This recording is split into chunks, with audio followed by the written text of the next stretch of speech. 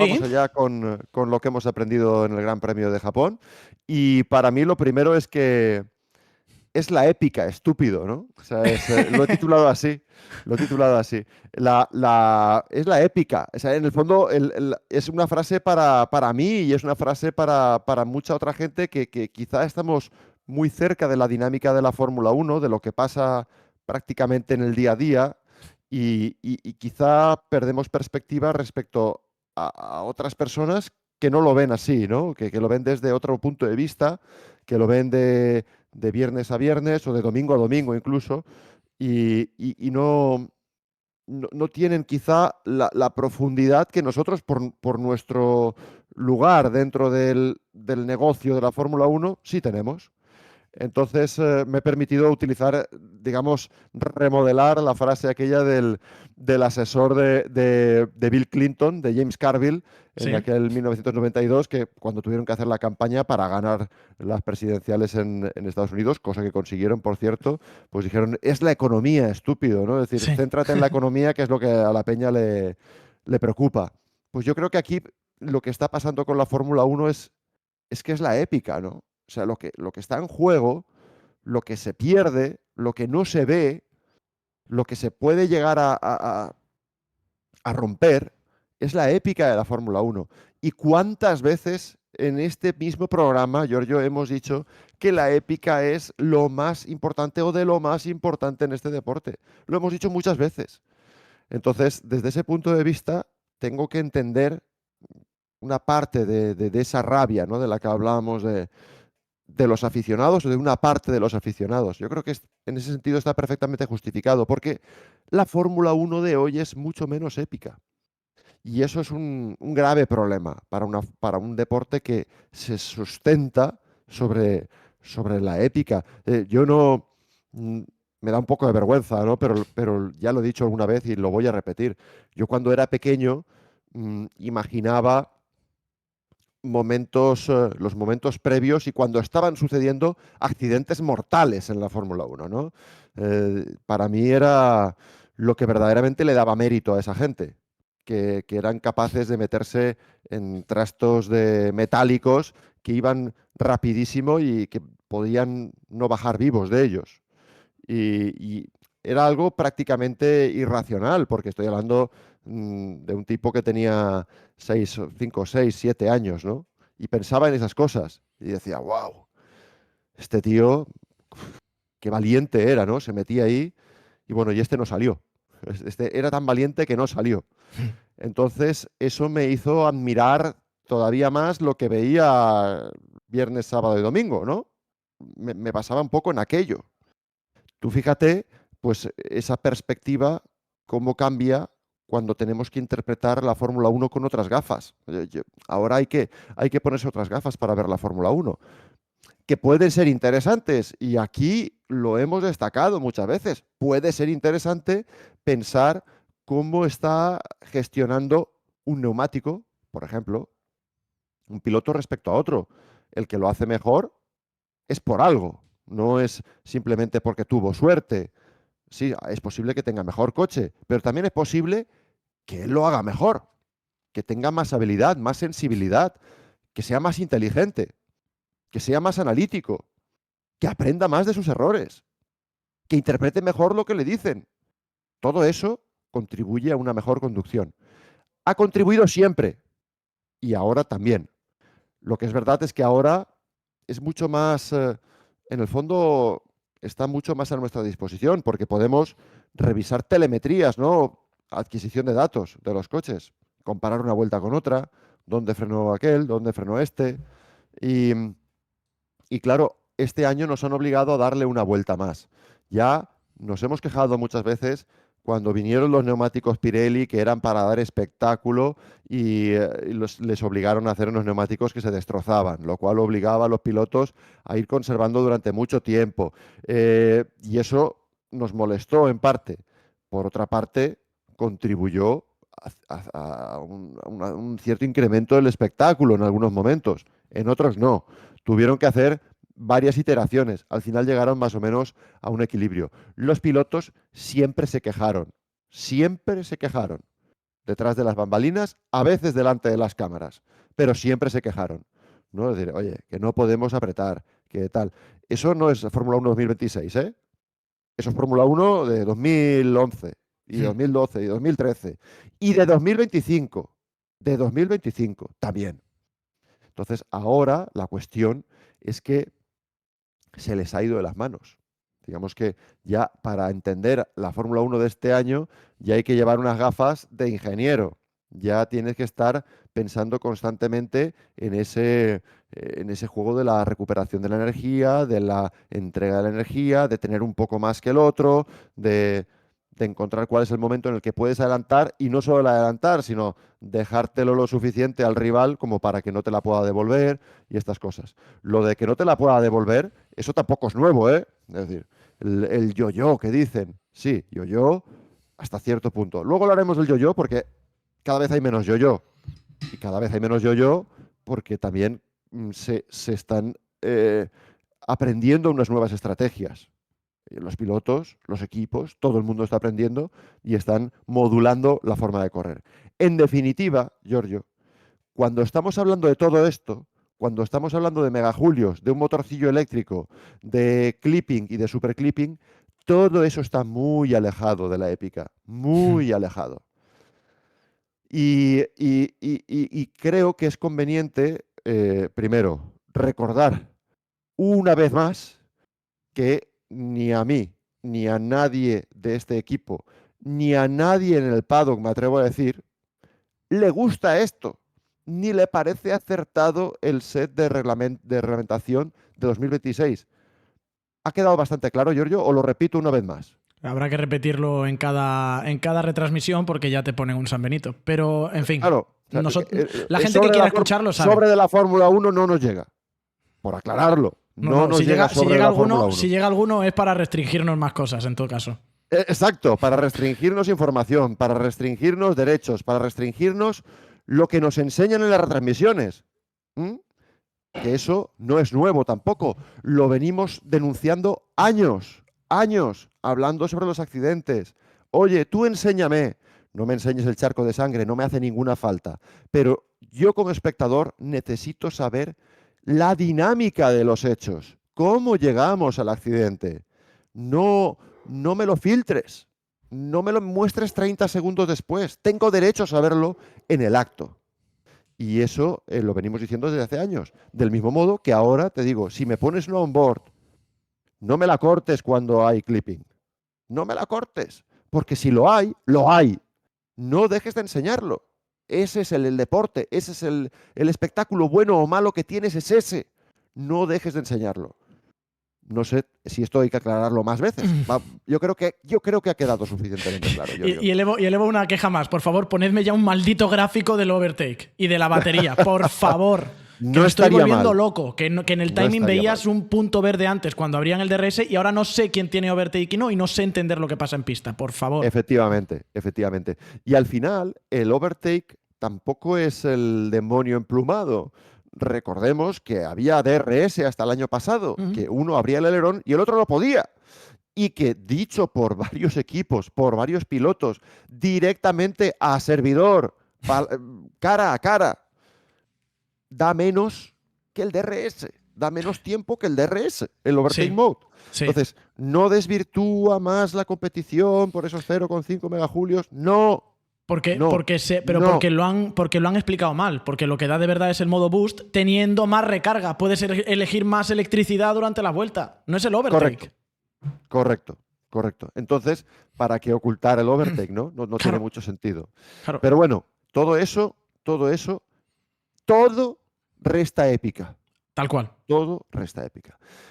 Es verdad que Jackie Stewart decía hace 55 o 60 años que para terminar primero tienes que terminar. Que es que le quería ¿no? Es tanto. decir, que sí, que desde luego había que arriesgar, sí, pero pasarse era absurdo, ¿no?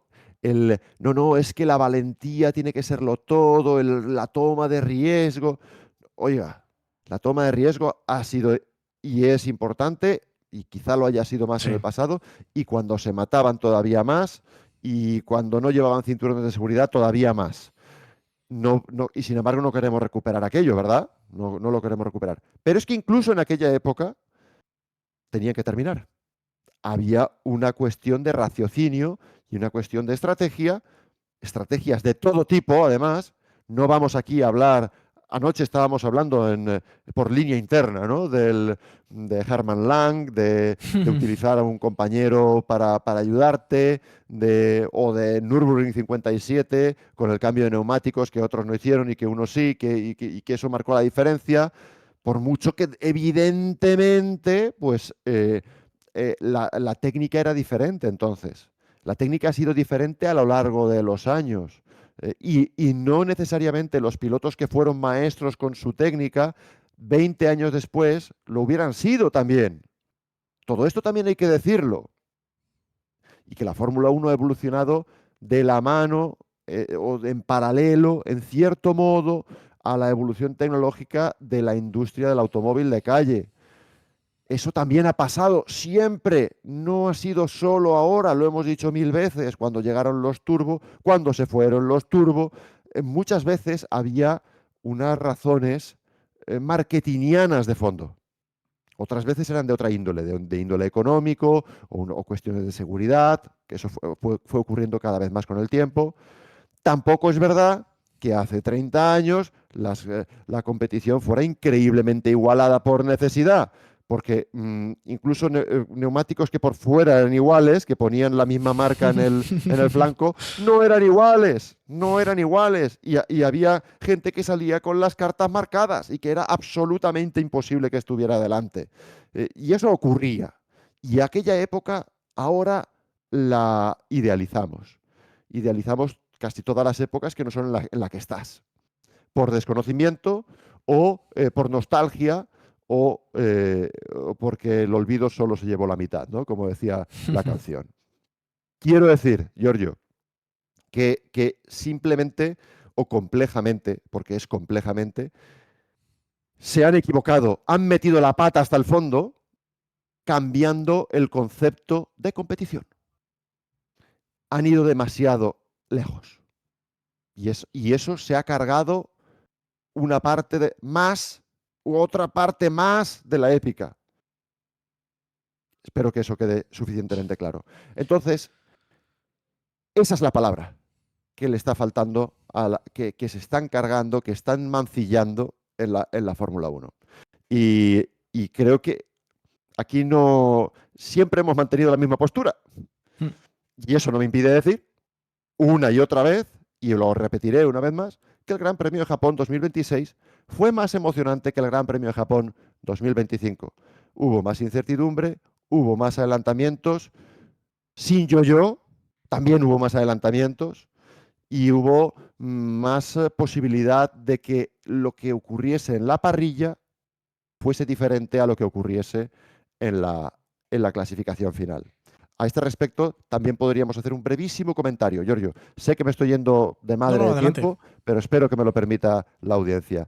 El problema de la clasificación es de una especial torpeza por parte de la Fórmula 1, porque incluso en los tiempos de la Fórmula Consumo, y de esto hace 40 años, 40 años en los que cuando se acababan las carreras sin saber si el líder iba a poder terminar la última vuelta porque se iba a quedar sin gasolina, probablemente, existía perfectamente esa posibilidad, o que acababan la carrera los coches justos para puntuar y puntuaban 6, había veces que puntuaban todos. El último también puntuaba. Imagínate, ¿no? Si había abandonos, si había desastre.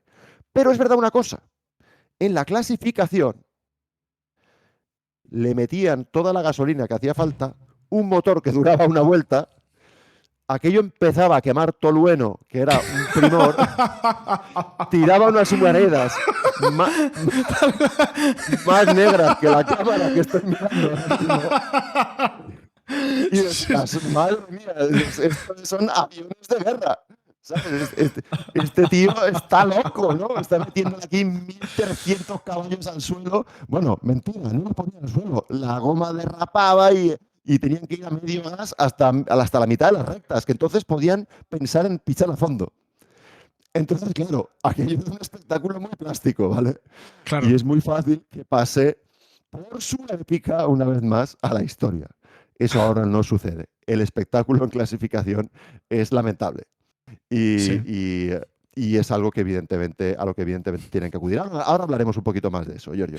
Pero Vale. vamos, yo creo que se puede más o menos entender. Para mí hay un vídeo muy interesante que, aunque no lo hemos publicado en Soy Motor, también es interesante, por supuesto que sí, que lo ha hecho Lucas Di Grassi. Ujú. Lucas Di Grassi, que es un piloto que habla mucho y que corre en la Fórmula E desde hace 1000 años y que llegó a correr en Fórmula 1 también. Y Lucas Di Grassi explica cómo ha cambiado la forma de conducir en la Fórmula 1. Y se sorprende, el tío lo hace con un poco de sorna, hay que decirlo, se sorprende un poco de que Leclerc el otro día se quejaba, es que lo gano todo en las curvas y lo pierdo todo en las rectas. Dice, bueno, es que precisamente de eso va la película ahora, ¿no? Si tienes que trazar de un modo distinto y de un modo distinto para mantener al final la velocidad más alta posible. Quiero decir, esto es como antes apurar más de la cuenta tampoco tenía sentido. En esa época de tanta épica de la que estamos hablando, Derek Warwick decía, y tantos otros pilotos, pero él lo decía claramente, ¿no? Que a él le daba igual un poco cómo entrar en la curva. Lo que quería era salir rápido. Salir. Pues tenían ¿De 1000 acuerdo? caballos debajo del pie y tienes que poner el coche recto para que salga lanzado. Claro. Y eso muchas veces significaba renunciar a metros de frenada en la entrada. Es decir, que la cosa no siempre ha ido de meter los hierros al final de los finales. No, no. Pero ahora es otro método y es un método menos vistoso y es un método que los pilotos de Fórmula 1, a pesar de los pesares, siguen aprendiendo. O al menos, y desde luego les sigue frustrando muchísimo, porque estoy convencido de que la radio de Leclerc estaba diciendo perogrulladas. Quiero decir, es obvio que después de todos los meses de simulador que han hecho, después de las 2 carreras que ya habían hecho antes de Japón y los días de test en Bahrein, todo eso Leclerc ya lo sabe. Pero la cabra tira al monte. ¿Sabe? Y le salió la frustración por ahí, ¿no? Y le llamaba la atención a Lucas Di Grassi. Creo que es bueno para el aficionado también ver vídeos como ese, que de algún modo por lo menos te ayudan a interpretar qué está ocurriendo. Y si lo entiendes, quizá lo puedes disfrutar. Porque o no sabes nada, y si no sabes nada, vas a seguir viendo coches adelantarse y, y que van rápido, que van a más de 300, y dirás, ¿sabes? Qué bien. ¿No? A 350, ¿no? Lo que alardeaba la Fórmula 1 el otro día, de que Hülkenberg iba a 350 de ¿Me vas a punta. vender ahora esto, tío? Ahora Yo en no serio te lo vamos a voy, vender. yo ¿Me no. van a vender esto? No, no, no, no. Digo la Fórmula 1. Ah, Que me ya, ha ya, dado, me ha dado bueno, una rabia, me ha dado una a rabia. ti Cuando he no, visto el tweet, he a visto. ti no te lo va a vender. A ti no te lo va a Pero vender. eso sí que es la censura. Es eso y no lo de la onboard, que la ñapa de la onboard de Antonelli. Eso sí que es Que lo que fue me una jode. ñapa, que no fue censura, que fue Por una eso, ñapa. por eso. Pero eso Censura sí que es hubo lo que me otra. jode. Porque eso sí que es teledirigido. Y eso sí que es decirle a la gente, ¡guau! Mira qué coches, mira qué velocidad punta. Capullo, pero que esto va de curvas, no de velocidad punta. Que la Que va Fórmula 1 contra nunca ha ti, sido de punta. que en el fondo va contra ti, efectivamente, ¿no? Eso te habla de, pues bueno, se está buscando a ese público que verdaderamente no sabe nada. Sí. Y a ese se lo puedes vender. Pero luego hay otra gran franja de público que quizá no ha visto Fórmula E durante no sé cuántos años, quizá no ha visto el vídeo de Di Grassi y está en el medio. Hmm. Y cuando estás en el medio es cuando dices, esto es una farsa, esto es un desastre, me están intentando vender algo que es una basura. Y, y- y no lo es, es que no lo es, no es una basura, es una cosa diferente, que no debería ser, que se han equivocado, que han metido la gamba, pero que aún así tiene un elemento muy interesante. Y para eso sí que necesitas tener los datos y tener la capacidad de análisis. Tener Y los las datos ganas de para aprender. analizar. Las ganas de Y por aprender. supuesto las ganas de aprender, porque si no, pues oye, le pegamos fuego a todo, decimos que esto es un desastre, nos cambiamos al tenis y ya está. Es decir, a mí particularmente lo que haga el aficionado me da igual. Es decir, yo voy a seguir a lo mío, que es lo que me gusta, y por eso me dedico a esto. No por los sobres que manda la Fórmula 1, que no manda ninguno. Es porque me gusta y me sigue gustando. Y si necesito estudiar más, estudio más hasta que veo el detalle y tal. Porque el cocinero, que decía Fernando, que podía pasar la curva 12 de Bahrein a 2.30, es posible que pudiera pasar la curva 12 a 2.30, pero lo que es imposible es que gestione la energía como un piloto profesional. Otra cosa es que esa sea la Fórmula 1 que deseamos. No lo es. No lo es. Pero el piloto marca la diferencia, hombre, pues por supuesto que sí. Brillante, o sea, la sección se podía acabar aquí. Además, te digo la verdad, y te lo digo yo personalmente, Chris, llevaba mucho tiempo buscando, ahí está la diferencia entre un buen periodista y un parguela, llevaba mucho tiempo buscando cuál era la palabra que me faltaba a mí en el diccionario, y era esa, era épica. La que englobara todo. Pensaba todo que era parguela. Y digo, pues aquí lo tienes. No, era esa. Es todo lo que engloba la esencia, el ir al límite, el tal. No, se define en épica. Y tiene menos, absolutamente. Bájate el micro un pelín, que estaba saturando cuando estaba gritando. Y a ver, llevamos ya 20 minutos de sección. Me da igual, como si dura una hora. Nos quedan otros 4 aprendizajes. Ya está. Es que hemos aprendido mucho. Es que hemos aprendido mucho. A ver, ¿qué aprendió Russell este fin de semana? Bueno, Russell aprendió que las cosas se le están poniendo cuesta arriba. Yo creo que tuvimos bandera amarilla. Warning, amarilla. Ha habido un warning a Russell. Es un warning. Tú fíjate que Russell se bajó del coche y lo primero que dijo ha sido cuestión de suerte. Si no hubiera habido accidente, hubiéramos ganado. Lo primero que dijo el tipo. Sí, con 2 pelotas. Toma ya. Ole la autocrítica que tiene este señor. Sí. Y le faltó dibujarlo en la pizarra como cuando le tenía que fichar Mercedes. Sí. Entonces, no me gustó el fin de semana de Russell, tengo que admitir. Yo estoy de acuerdo que si no hubiera habido accidente hubiera ganado el Gran Premio. Pero esto no tendría que haberle dejado contento. Ni siquiera ganando el Gran Premio tendría que haber estado contento, porque lo cierto es que Antonelli fue más rápido. Y él tuvo problemas con el coche, él tuvo problemas de comprensión, de entendimiento, y no solo venía de la clasificación, ya venía de antes.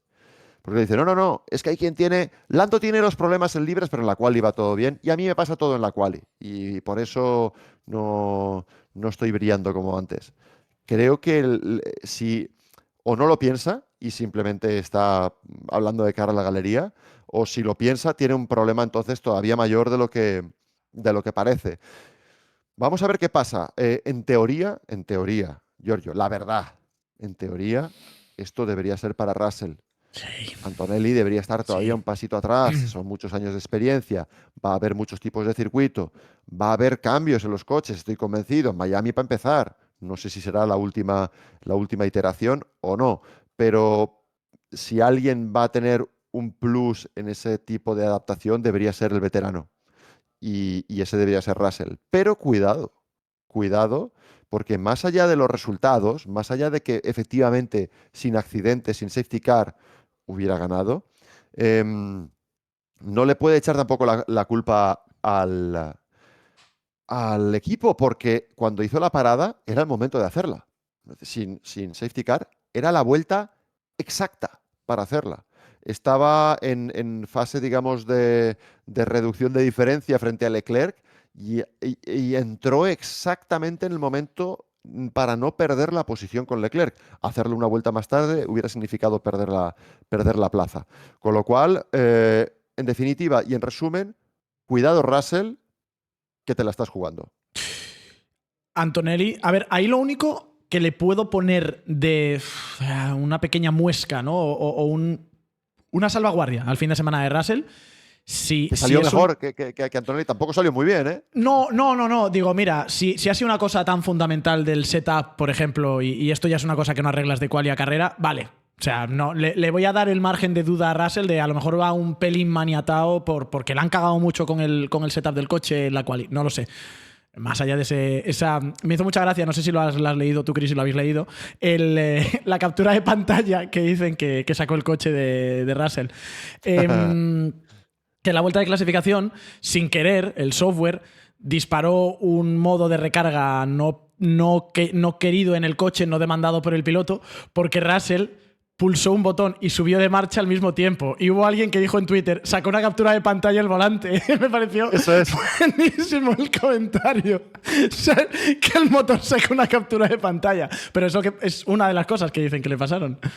Totalmente. Sí, sí, sí. Está claro que no ha tenido fines de semana perfectos.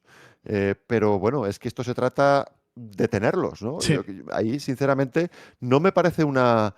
Así como en China sí que justificamos que, evidentemente, si no tienes una clasificación tal cual. normal, luego es normal que pasen cosas raras y que estés detrás. Aquí menos. Aquí menos. Y por tanto, tarjeta amarilla. Sí. Bandera amarilla, o llámalo como quieras. Warning, cuidado, que viene el niño. Ese sería, yo creo, un buen resumen. Siguiente cosa que hemos aprendido de Japón. Bueno, es sencillo, es claro, y es que Red Bull está en zona media, Ujú, definitivamente, tal cual. y no es por el motor. Y eso es algo que todavía me explota la cabeza, ¿no? Cuando lo pienso. Cuando la gran revolución de Red Bull está en el motor, y sin embargo, mm, no es lo que falla. Lo que falla es donde lo han hecho bien toda la vida. Y ahí, pues bueno, quizás sí que hay esas rémoras de los nombres perdidos, de los talentos perdidos por el camino. Lo del motor es algo absolutamente espectacular y estoy seguro de que hay un tal Horner que está haciendo así, riéndose, ¿no? Detrás de las bambalinas porque espectacular y sin embargo en la parte chasis pues se ha perdido mucho. Y sin embargo, digamos que la cara opuesta es McLaren, que McLaren habían tenido problemas de motor, aunque el motor era muy bueno, pero no sabían usarlo, y aquí han dado un gran salto adelante. Y han dado un gran salto adelante porque han sabido utilizar mejor el motor, ni más ni menos. Porque aerodinámicamente el coche sigue sin ser referente, sigue estando detrás de Mercedes y sigue estando detrás de Ferrari. No es el segundo mejor coche. Y sin embargo, en Japón se demostró el segundo mejor coche porque el motor Mercedes, bien conocido, bien utilizado, bien exprimido, y a eso es a lo que han aprendido, sí supone una ventaja. Así que digamos que el florecimiento de McLaren hay que saber encuadrarlo. Sería fácil pensar, en un circuito muy de chasis, en un circuito muy de aero, como es Suzuka, ha sacado a relucir las ventajas del equipo campeón del mundo, ¿no? Tenían algo más y aquí se ha visto. No, no, no, no.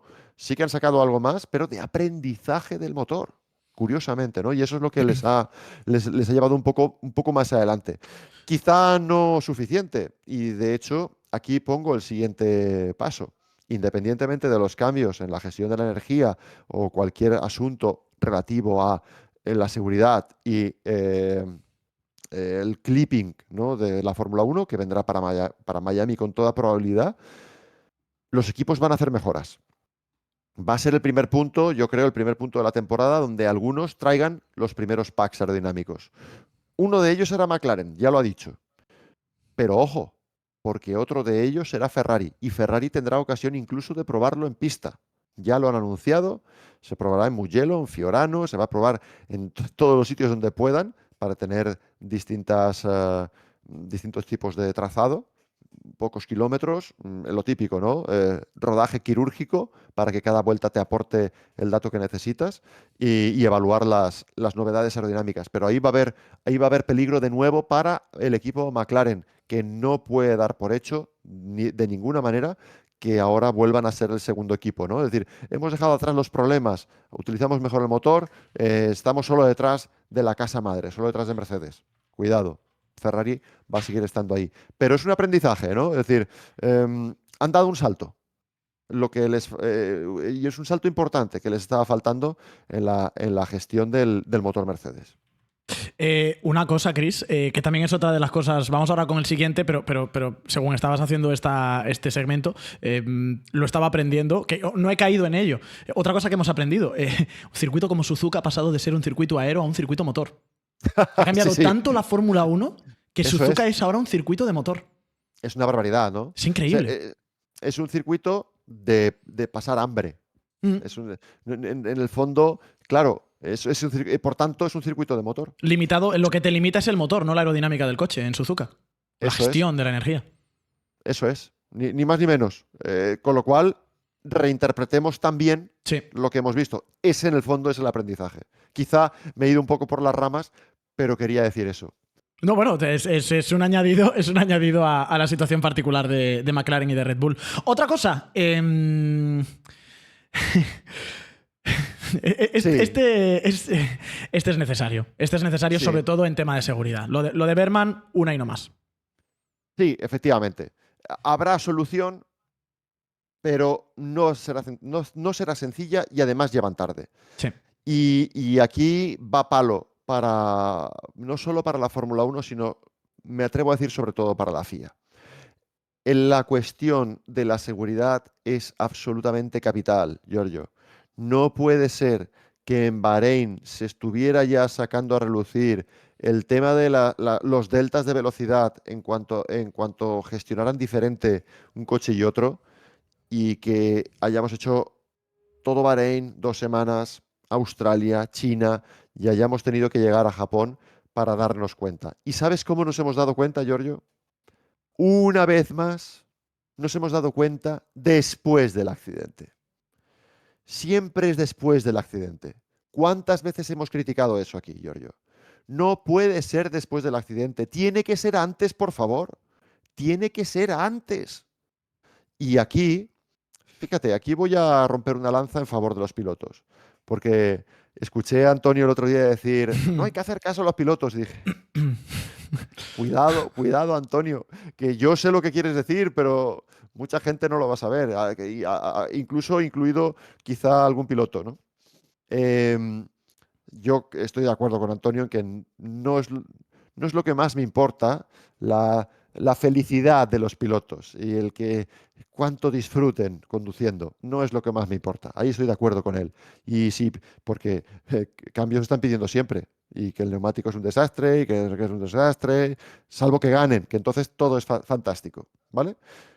Pero puesto eso a un lado, estamos ante verdaderos profesionales de la conducción. No solo eso, los mejores profesionales de la conducción del mundo te están diciendo que hay un potencial problema de seguridad. Y eso no puedes evadirlo, no puedes ignorarlo. Por supuesto que hay que hacer caso a los pilotos ahí. Y no lo han hecho. Y han tenido tiempo, ¿eh? Y no lo han hecho. Y si hubo cambio en la cantidad de energía recogida, fue para intentar mejorar una parte del espectáculo, no para mejorar la seguridad. Aquí, no obstante, permíteme una cosa, Giorgio. Sí. Los 50 kilómetros por hora de delta de velocidad entre Colapinto y Berman Ujú. me traen una reflexión. ¿Vale?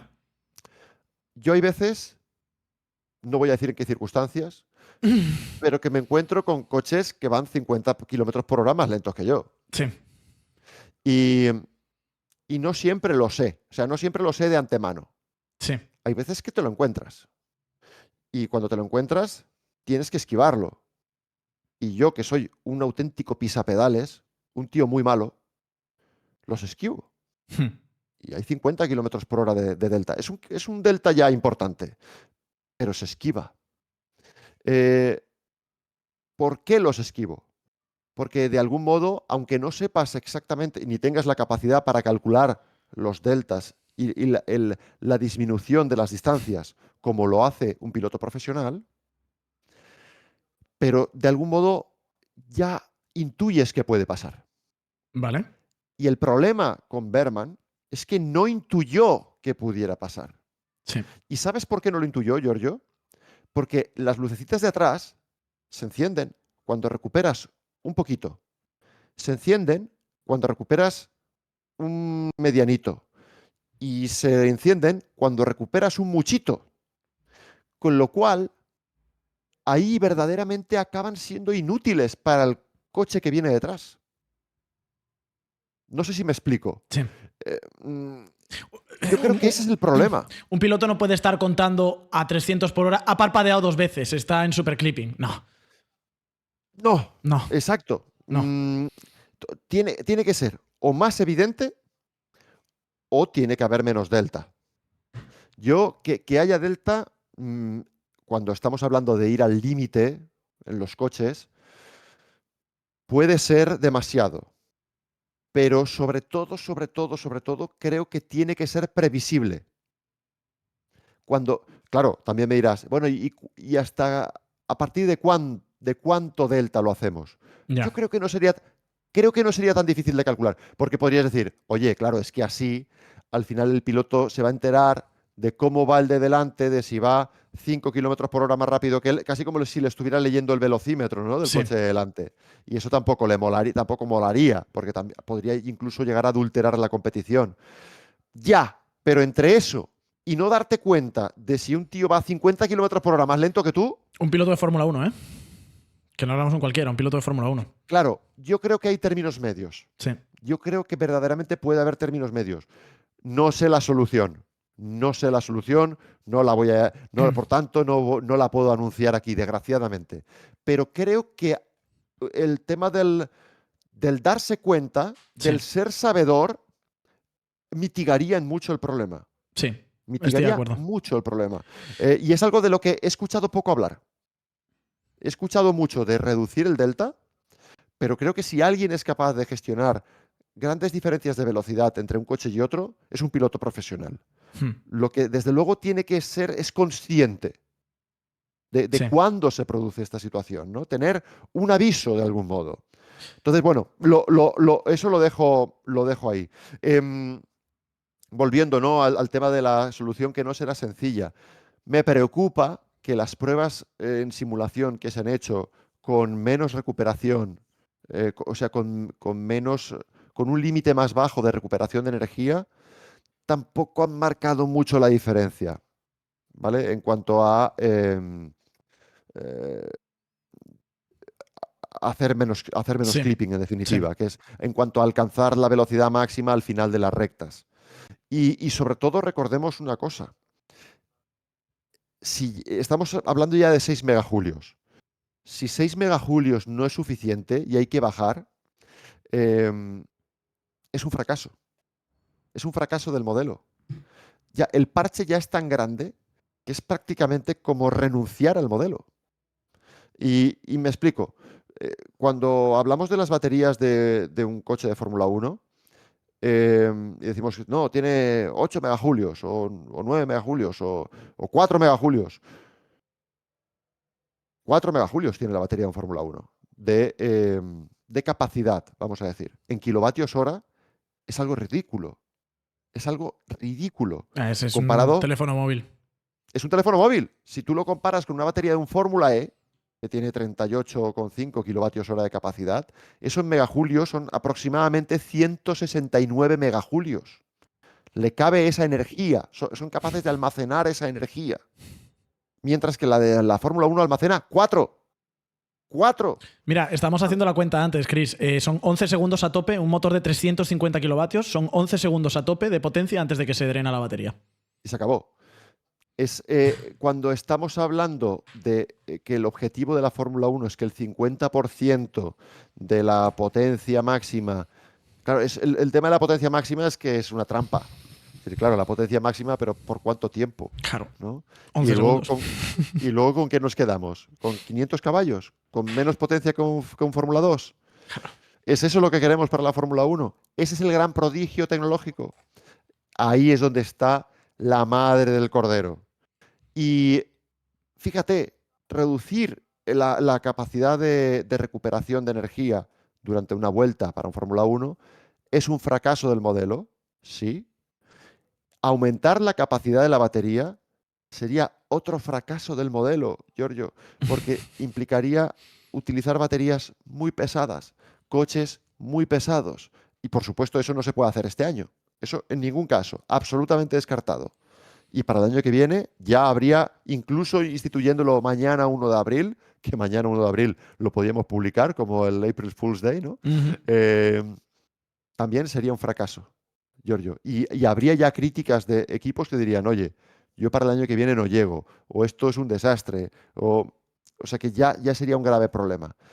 Pero en cualquier caso, lo que nos está poniendo sobre la mesa es que una cosa es lo que los políticos, los que manejan la pasta, sueñan, y otra cosa es lo que es realista. Por mucho que los ingenieros son increíblemente buenos, y por eso me gustaría destacar también como aprendizaje, es un apartado sub, ¿no?, dentro de este, cómo se están compactando de rápido las parrillas, los tiempos. Eso nos lo llevamos de Japón, ¿eh? Sí. Están reduciéndose mucho las distancias del primero al último. Estamos teniendo ya una zona media increíblemente compacta, e incluso arriba hemos visto mayor cercanía de lo que habíamos visto en las dos primeras carreras. Y eso nos habla de la increíble capacidad ingenieril de los equipos y de esas mentes brillantes que son capaces de hacer casi lo imposible. Pero casi. Sí. Esto era demasiado loco. Esto era demasiado ambicioso o demasiado inconsciente. Y entre todos, como ya hemos dicho aquí desde hace meses, entre todos la mataron y ella sola se murió. Han ido mirando a otro lado, todo el mundo, y bueno, sí, va a ser un desastre, pero quieren que sea así. Bueno, pues venga, adelante, adelante, adelante, y hemos llegado demasiado adelante. No sé quién, pero esto alguien tendría que haberlo parado. ¿Vale? Quizá entre todos. Quizá todos son responsables, en todo o en parte. Pero bueno, ya no hablemos del tema de la aerodinámica móvil, Giorgio. Permíteme un comentario sobre esto, muy rápido. Es un grave problema. Si eso se pone en marcha, van a tener que limitarlo. No va a poder ser libre. No tiene que permitirse que se abra el alerón, los alerones en cualquier sitio, porque tendremos un problema muy grave. Tendremos accidentes muy serios. Esto es un sí o un no. O se abre o no se abre. No hay términos medios. Y si hubiera términos medios, sería todavía más loco y todavía más bizarro. Por poner un pelín de contexto, Chris, porque la gente lo estaba escuchando en el programa, pero quizá no entra en la sección, una de las posibles soluciones que ha publicado The Race, que está encima de la mesa, sobre todo para la quali, es liberar la aerodinámica móvil y que se pueda usar en cualquier punto del circuito, hasta tal punto que los equipos puedan jugar con la carga que tiene el alerón, para que algunos vayan a carga cero y tengan que cerrar en curvas y otros vayan a carga media y, por ejemplo, la 130R la pudieran hacer con los alerones abiertos. ¿Por qué es una barbaridad, Giorgio? Porque significa ir a aerodinámica prácticamente cero. Coche flotando. Russell decía que el coche parece que va flotando en la recta.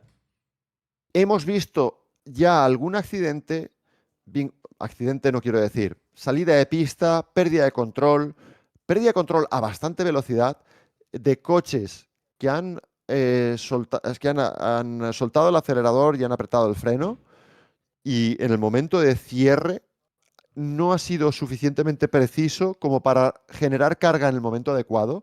Y es que o lo tienes o no lo tienes. Y no tenerlo es no tenerlo en absoluto. Es ser un pasajero en el coche. Entonces, queremos solucionar un problema de seguridad porque hay deltas de 50 kilómetros por hora entre coches, y ahora vamos a permitir que en momentos, a entender del piloto. Tú acuérdate de lo que hizo Jack Doohan el año pasado en Japón. Por ejemplo. La leche fue monumental, ¿eh? Fue monumental. Pues esto podría pasar en curvas verdaderamente rápidas, rapidísimas, porque ahí por valentía no va a ser del piloto. Pero es que es tenerlo o no tenerlo. No es una cuestión de matiz. Es abierto o cerrado, ¿no? A mí me parece, visto desde fuera, sin haber hecho simulaciones, pero me parece que es peor el remedio que la enfermedad, de verdad. Y oye, ya sabes cómo he iniciado esta sección, hablando de la admiración que me suponía, ¿no? Sí. Que me traía a ver que los pilotos se subían en los coches sabiendo que podían matarse. Pero, de acuerdo, pero tenía 6 años, ¿no? Sí, Ahora sí. no tengo 6 años. Y esto me parece que es matar moscas a cañonazos. Con lo cual, cuidado. Quiero ver cómo se plantea, porque sí que es cierto también una cosa. En su momento el DRS en libres y quali era de accionamiento libre. Y la gente aprendió a más o menos manejarlo. Por lo menos era el alerón trasero solo. Sí, no todo entero. Sí, estamos de acuerdo. Ahí estamos completamente de acuerdo. Sí, Es sí. una pasada, ¿eh? Son Y los dos bueno, alerones. y ya hubo sustos. Primer gran premio de la historia con DRS de Di Resta, última curva y lo entrompa. Primera vuelta que hizo con el DRS, el tío. Con el Claro. Force India. Sí, sí. Entonces, bueno, mucho cuidado. Hacer esto en medio de la temporada, sin ningún test, no sé si esta es la Fórmula 1 que queremos darnos, tampoco, Sí, la verdad. Lo que está claro es que ya es un fracaso y sí. que ya vamos tarde. Y eso yo creo que va a requerir autocrítica importante. Y me quedo con que hay que anticiparse a los problemas y no reaccionar a los problemas que ya han sucedido porque si no nos pasa lo de Bianchi. Sí. Ya está ahí, Leo. Vamos con la siguiente. Venga, va. La última de esta sección. Esta voy a hacerla muy rápida, Giorgio, porque me da Sí. demasiada pena. Y porque ellos van demasiado lento, hay que compensar. Exacto, hay que compensar el largo camino de los españoles, ¿no? Joder. Si algo nos ha quedado todavía más claro después del Gran Premio de... Porque me lo siguen preguntando, ¿no? En los medios de comunicación en los que intervengo, me siguen preguntando, pero ¿cuándo le van a dar la vuelta a Aston Martin? Y digo, bueno, pues no sé, a lo mejor con una grúa le pueden dar la vuelta ya, Sí. pero hasta ahí será el cambio. Les va a llevar mucho tiempo. El coche terminó la carrera y el equipo Mike Crack fue suficientemente cauto como para decir que este era un coche terminó la carrera, por cierto, el de Fernando, el de Lance Stroll no, por una pérdida de agua, quién sabe, pero probablemente derivada de esas vibraciones que ya dijimos en Bahrein que generaban, que se soltaban manguitos y que había pérdidas de fluidos por causa de esas vibraciones. La cuestión, que Fernando la terminó, pero la terminó ¿cómo? Con un coche increíblemente lento, más lento que los Cadillac, y un coche que ahora sabemos que es pesado también, que han tenido que meterle kilos para reducir las vibraciones. Con lo cual son parches, no es un camino de evolución, es un camino de mitigar daños, por decirlo así, ¿no? Que por lo menos pueda terminar la carrera para hacer kilómetros, para pensar en evolucionar. Pero esto no es ni uno, ni dos, ni tres, ni cuatro grandes premios lo que va a necesitar el equipo para darle la vuelta. Digamos que en Bahrein hablábamos de a dúo y nos parecía que estaba lejísimos y que el equipo ojalá aprenda antes a hacer mejor el coche, antes de que llegue en la diatriba del a dúo. Y ahora a dúo yo lo veo cerca. Para la magnitud del problema que tienen, a dúo lo veo cerca. Con lo cual, yo creo que no merece mucho más comentario, pero si queréis ver un Aston Martin rápido, pensad más en 2027 que otra cosa. En cuanto a Williams, es un poco lo mismo. Yo creo que a ellos les llevará un poco menos de tiempo. Por el camino, y digo el camino, es un camino de adelgazamiento, de esto hemos hablado largo y tendido, hemos sido en este caso, de hecho, los primeros en decir cuál era el lastre del coche hace ya mucho tiempo. Va a llevar tiempo, probablemente, insisto, perjudique otras áreas de desarrollo, aunque en entrevista nos dijo James Bowles que son gente suficiente para hacerlo todo al mismo tiempo, pero si esa gente la pusieras toda a hacer cierta cosa, no tendrían que dividirse, y si se dividen, ya hay pérdida, ¿no? Quiero decir, es una verdad de perogrullo. Em, lo único bueno que he visto en Williams, Giorgio, y creo que hay que destacarlo, es que en el equipo, por primera vez, se ha deslizado la idea de que el coche, si pesase muchos kilos menos, no sería tan malo. Y eso es la primera vez que lo escucho. Y Algo como es la es. primera vez que lo escucho, lo considero aprendizaje. Y por eso aquí lo traigo. ¿Cuándo tendrá efecto eso verdaderamente sobre el ritmo del coche? Pues no lo sabemos, no lo sabemos. Va a llevar tiempo también. Pero aquí, digamos que el horizonte de 4 o 5 grandes premios sí que tiene mucho más sentido, por lo menos. Ahí lo único bueno que tiene el Williams es que el peso es una ganancia gratis de tiempo. Si le quitas Sí, sí, peso, sí. el coche siempre, siempre va a ir mejor, va a consumir menos, va a gastar menos los neumáticos, no tienes que convalidar nada con CFD ni con túnel, le quitas peso y va mejor. Eso es una ley básica de las carreras, así que por lo menos es un camino fácil en ese sentido. Fácil Más fácil, de menos más fácil. difícil. Luego ponte a mirar en cada tornillo del coche a restarle 20 gramos al tornillo para sacar 1 kilo de 50 tornillos. Bueno. Cierto es, Giorgio, que por lo menos ahora el alerón delantero Ya abre y cierra. cierra. Ya por lo menos. El equipo, cuando tuvo que cambiar los neumáticos, pues los cambió en tiempo y forma. Digamos que la operativa del equipo fue ya mejor. Así que tendremos que cogernos a esas pequeñas cosas para sustentar las ilusiones, ya que otras van a tener que ser ilusiones a largo plazo. Pues ahí estaba lo que hemos aprendido de este Gran Premio de Japón.